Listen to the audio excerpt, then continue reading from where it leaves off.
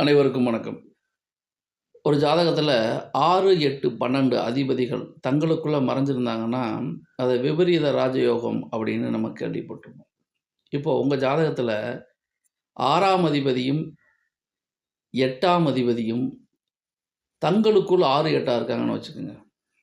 6ஆம் அதிபதியும், 8ஆம் அதிபதியும் தங்களுக்குள்ள 6, 8ஆ இருக்காங்க அப்படின்னா, இந்த 6ஆம் அதிபதி தசை 8ஆம் அதிபதி புத்தி நடக்குது அப்படின்னா, இது என்ன மாரி பலன்கள குடுக்கும்னா, நிச்சயமா நல்ல பலன தான் குடுக்கும்.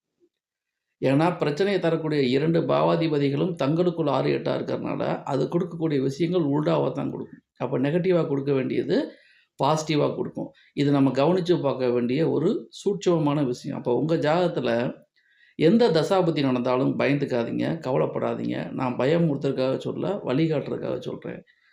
6ஆம் அதிபதி, 8ஆம் அதிபதி எந்த தசாபுத்தி நடந்தாலும், உங்க ஜாதகத்துல சில நுணுக்கமான விஷயங்கள் உண்டு. அத நீங்க ஃபாலோ பண்ணா நிச்சயமா ஜெயிச்சிரலாம். நன்றி, வணக்கம்.